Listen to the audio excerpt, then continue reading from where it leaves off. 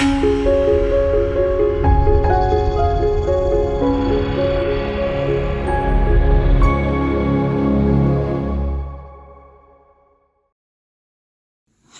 everyone, today we are diving into the realm of civil engineering materials, especially focusing on bituminous materials.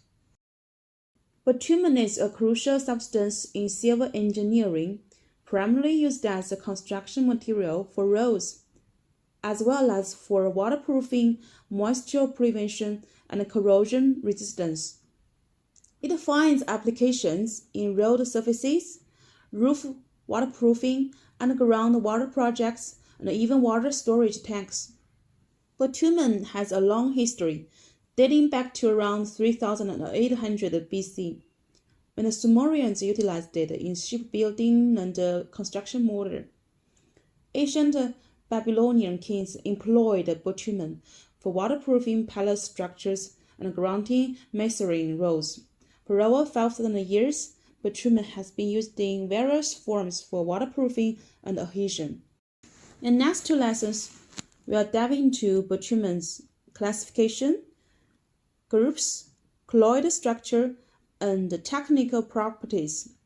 In today's lesson, we'll begin by explaining the classification, groups, and colloidal structure of bitumen. Let's start by defining what bitumen is.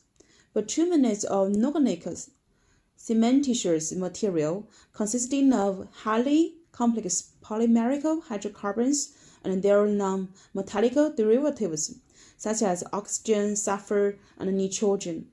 It typically exists as a solid, semi-solid, or viscous substance with dark black or black color at room temperature. Bitumen can be categorized into three main types: native bitumen, tar pitch, and asphalt, petroleum asphalt. Native bitumen forms through the long-term geological process of petroleum being subjected to pressure in the Earth's crust and gradually undergoing transformations upon contact with air and water.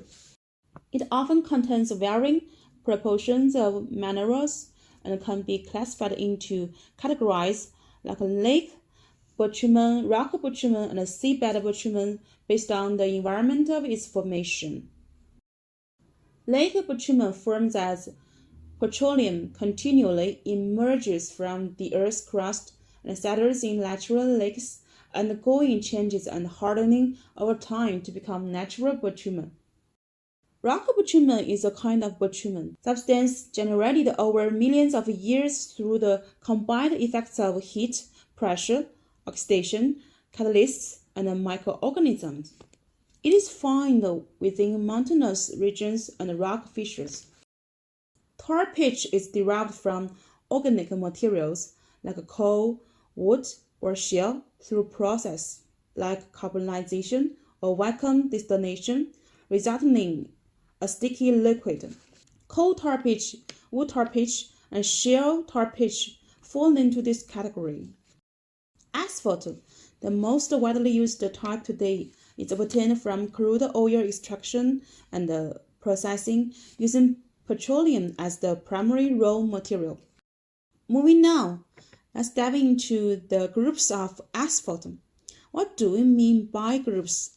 Bitumen has a complex chemical composition.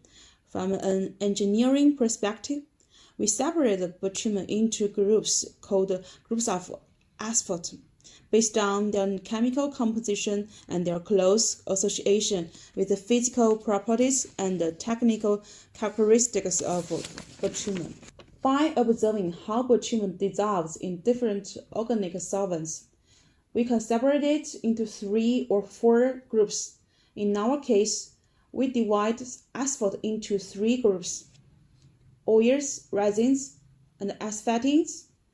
Alternatively, we can divide asphalt into 4 groups: saturate, aromatics, resins, and asphaltenes. Let's take the commonly used 3 groups model as an example and explore the unique characteristics of each component. Oil. This component appears as a light yellow to reddish brown liquid at room temperature. Oil enhances the flowability of bitumen, reduces its viscosity, and lowers its softening point. Consequently, a higher oil content in bitumen results in increased flowability and greater deformation capacity. Resin. Once separated, resin presents itself as a yellow or black-brown viscous semi-solid. Resin imparts plasticity and adhesive properties to asphalt. A higher resin content enhances the deformation capacity and the bonding strength of bitumen, but may lead to reduced aging resistance. Asphalting. Asphalting is characterized by its dark brown or black amorphous brittle solid particles. It improves the temperature stability of bitumen, but also increases its brittleness.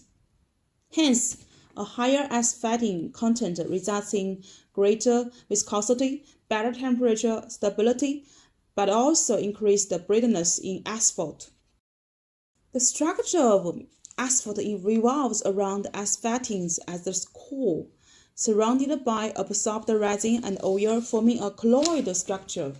Depending on the chemical composition and the relative content of each component in bitumen, colloidal structures can be categorized into three types: sol, gel, and sol-gel.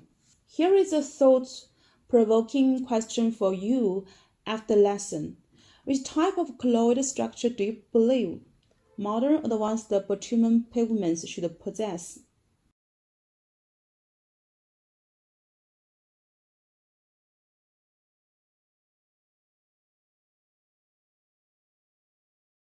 That concludes our discussion on bitumen classification, groups, and colloidal structure in this class.